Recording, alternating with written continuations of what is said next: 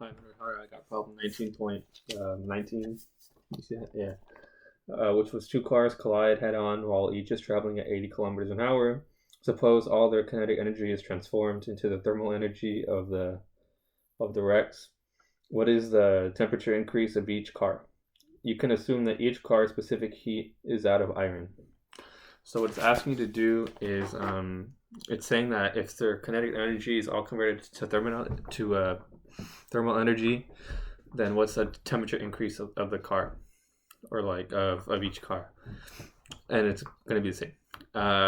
So first you got to find the specific heat of iron, which is in the textbook.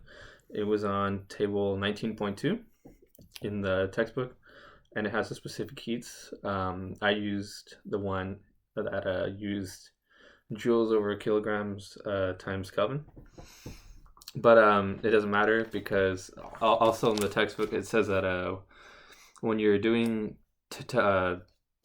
when you're doing the change in temperature, you don't need to convert them or anything, so that's fine. So like it'll be the same for either one. It'll still be like 0.55 Kelvin, 0.55 degrees Celsius. So it's the same. All right. So first thing I did was I converted to SI units. Because we're in kilometers an hour, we have to get that to meters a second.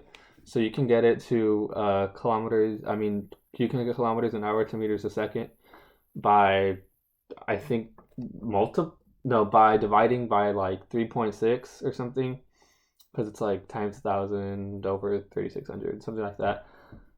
And then so then you get like 22.2 meters a second, and then since it's all converted to thermal energy, it's like a conservation of energy. So you're going to set them equal to each other. And the equation for kinetic energy is 1/2 mv squared. Set that equal to the thermal.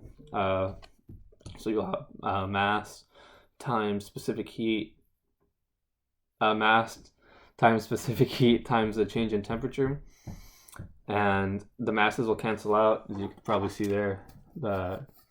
So we don't have to worry about mass, which is good if we even know the mass. And then you'll see that change in temperature is equal to velocity squared over specific heat.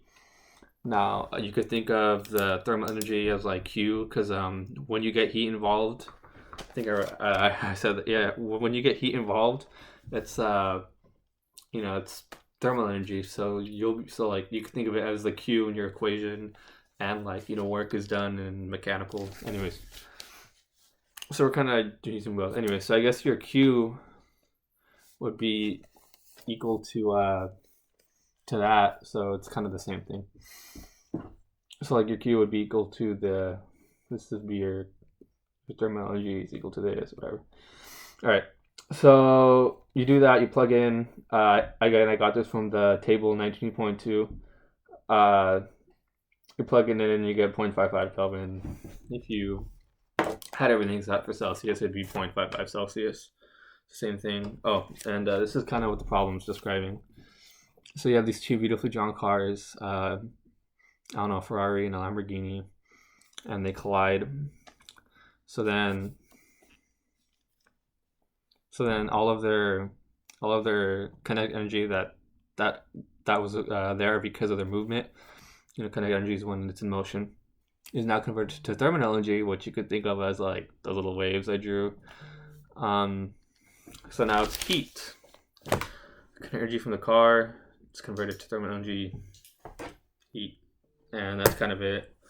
Anything was confusing in this problem? Not really. Honestly, this video is kind of long for this problem, but yeah, just again, I'll go through it. Convert to SI units, like divide by 3.6.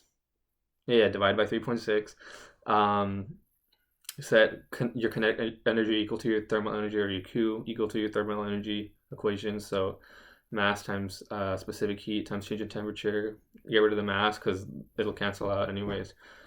So you set those equal to each other. You'll get change in T is equal to velocity squared over specific heat.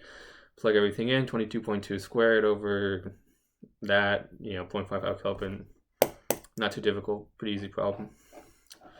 All right, thank you.